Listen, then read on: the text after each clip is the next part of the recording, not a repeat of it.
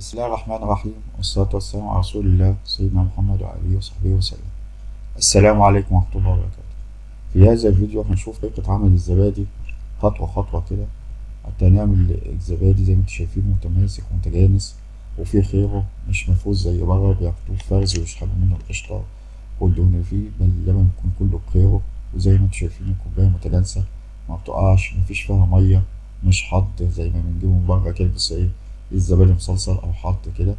بالإضافة إن هنتعلم طريقة إزاي نغلي اللبن على البوتاجاز بدون أن يفور بطريقة بسيطة وسهلة. وطبعا نغليه لمدة من 5 ل7 دقايق حتى يتم تعقيم اللبن تعقيم تام، وبعد كده ننقله لحمام ماء بارد عشان نعمل عملية البسطرة. ودي عملية البسطرة اللي بتتم في المصنع. فاصل ونعود، ولكم كثير الشكر.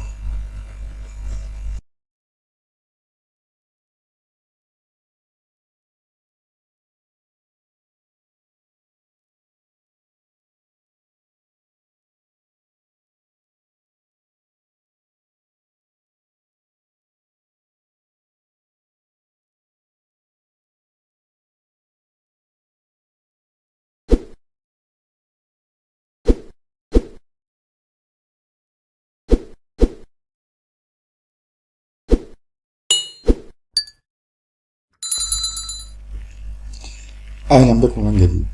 دلوقتي زي ما احنا شايفين كوباية الزبادي اللي هي الخميرة اللي احنا هنعمل منها الزبادي دي. الكوباية دي من رمضان اللي فات، لأن أنا عامل التجربة دي عشان أشوفها، كانت في الفريزر وتعتبر مجمدة في الفريزر بقالها تقريبا 12 شهر. وبعد كده سبتها زي ما انتوا شايفين كده لحد ما ابتدت تفك لوحدها في الجو العادي، علشان نجرب نشوف هل البكتيريا أو الخميرة بتموت من التجميد في الفريزر ولا لأ.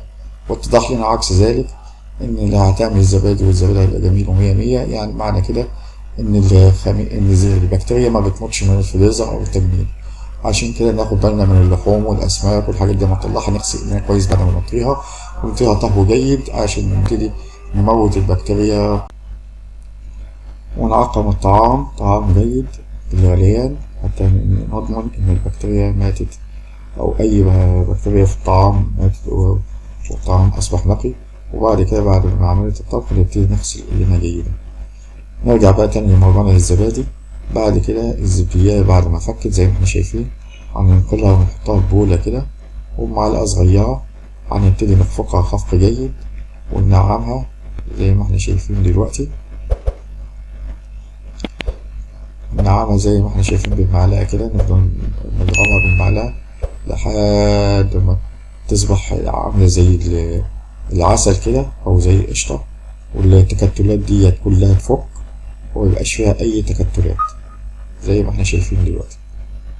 وبعد كده نسيب الزبدية أو الخميرة دي على جنب كده ونغطيها لحد ما نكمل بقية عمليات غليان اللبن والزبادي. زي ما انتوا شايفين هنوضع قدر اللبن على النار زي ما احنا شايفين كده، وبعد كده هنجيب في حل قراية تكون في حلة ستانلس، ما نستعملش ألمونيا أو أي حلة بتكون قابلة للصدأ. وزي ما انتوا شايفين في حلة ستانلس، وجايب أنا كبشة هنا ستانلس برضه، وشلت اليد بتاعتها وعوجها شفة صغيرة كده. ودي اللي بتمنع طول ما أنا سايبها في اللبن كده أثناء الغليان، دي اللي بتمنع عملية فوران اللبن على البوتاجاز أثناء الغليان.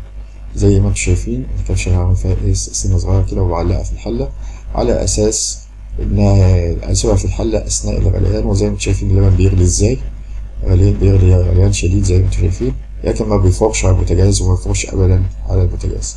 هنسيب عملية الغليان دي من أول ما يبقى اللبن يغلي كده، هنسيبه مدة من 5 ل7 دقايق.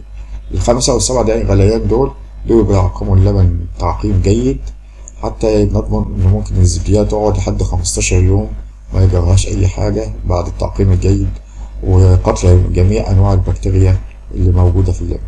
زي ما انتم شايفين اللبن بيغلي ازاي غليان جامد وما بيفرش خالص على البوتاجاز، ودي الطريقة اللي احنا بنستعملها. نرجع بقى لموضوعنا، نيجي هنا على الحوض الستانلس الموجود عندنا في المطبخ، نحط له سدادة بلاستيك كده ونحط فيه مية ساقعة من الحنفية، وممكن نحط فيها تلج عشان نكمل عملية البسطرة. بعد اللبن ما يغلي من 7 أو من 5 ل7 دقايق هنشيله بالحلة بتاعته ونحطه في الحمام المائي ده زي ما احنا شايفين على دلوقتي اللي هيحصل. لكن انا بستعمل ميه عاديه خالص من الحنفيه، حبيت احط فيها تلج ماشي عشان يبقى نسبه السقعيه اكتر. كده حطينا حلة اللبن بعد ما غليت 7 دقايق غليان على البوتاجاز، حطيناها في الحمام المائي للتبريد المفاجئ. ودي عملية البسطرة اللي بتتم في المصانع وبتتم في معامل الزبادي، معامل الألبان وكده. في عملية بسطرة اللبن إنه يبقى من سخن بيغلي درجة الغليان، نحطه في مية ساقعة تلج حتى تتم عملية بسطرة اللبن.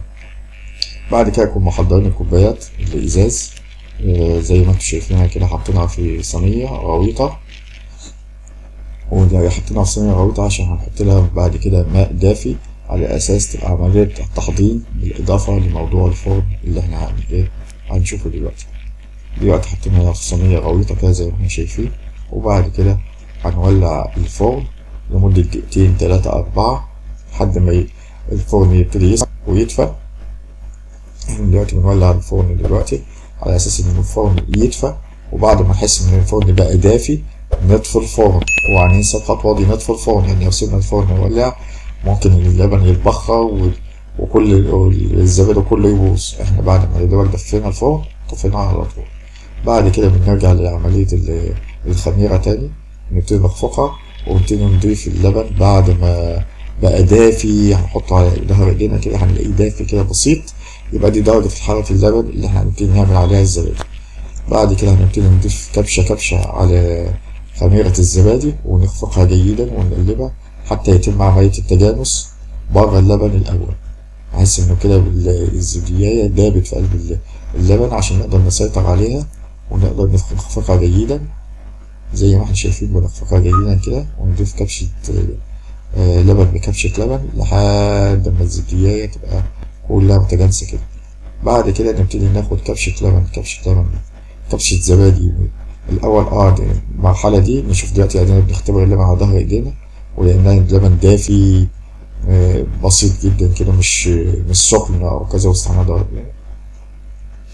بعد كده نبتدي ناخد كبشة لبن بكبشة لبن زي ما انتم شايفين، كبشة زبادي بكبشة خميرة، يعني بكبشة خميرة، ونبتدي ندوبها في إناء اللبن زي ما انتم شايفين. ناخد كبشة كده وندوبها في حلة اللبن أو في قدر اللبن زي ما احنا شايفين بعد عملية بسطرة اللبن.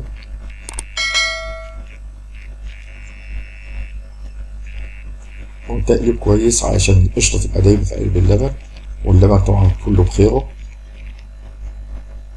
ونضيف آخر كمية من الخميرة أو الزبادي الخميرة اللي احنا هنعمل منها الزبادي لكمية اللبن كلها. ودي كمية لبن تقريبا في حدود 3 كيلو، وعملت كمية كبيرة من الزبادي. هنشوفها في الآخر عملت كام كوباية حتى يتجانس.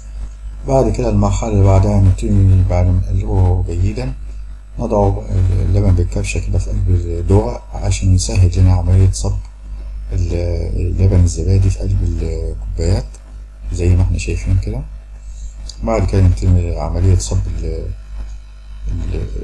اللبن الزبادي في قلب الكوبايات بالدورق كده عشان تبقى عملية بسيطة وسهلة. على فكرة 3 كيلو عمل تقريبا 24 كوباية. الكوباية دي تقريبا بتاخد لها قد بالظبط، وانا معايرها قبل كده 2.5 كوباية من اللي احنا بنشتريه من بره. كوباية اصلا بتتباع هنا في مصر ب5 جنيه. زي ما احنا شايفين عبينا الكوبايات كلها باللبن الزبادي. بعد كده ببتدي احط مية دافية، بسخن مية في كنكة مية كده، وابتدي احطها مية دافية في قلب الصينية زي ما احنا شايفين كده دلوقتي. واضيف مية دافية عشان تبقى عملية تحضير للبن الزبادي حتى تتم عملية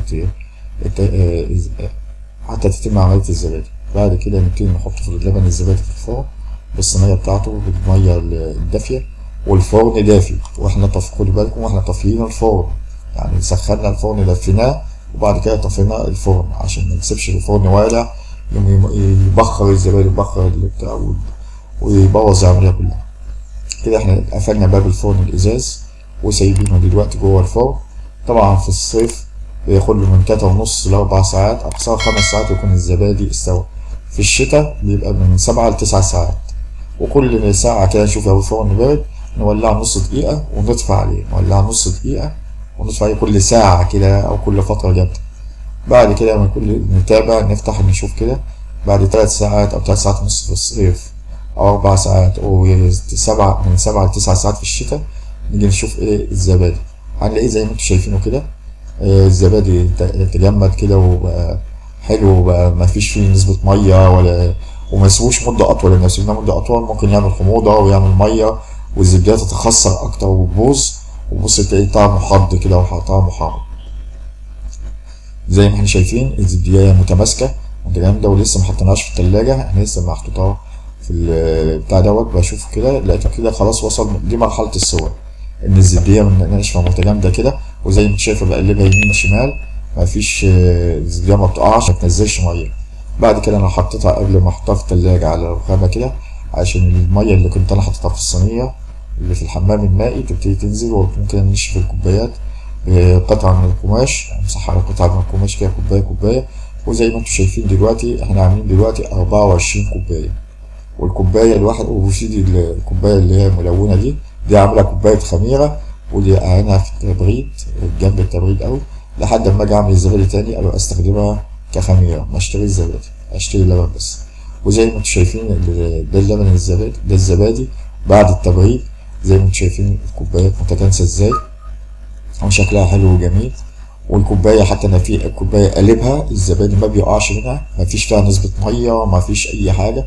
الكوباية تقلبها على جنبها وأقلبها كده زي ما انتوا شايفين الكوباية بنحركها ازاي. ولو قلبنا الكوباية خالص يعني هتبص الكوباية ما بيقعش منها الزبادي زي ما احنا شايفين، وده يدل على إن الزبادي معمول بخيره وبالدسم بتاعه كله، وهتلاقيه طعمه جميل وبالهنا والشفا على كل اللي يعمل الزبادي بهذه الطريقة أو كل اللي يشتري الزبادي.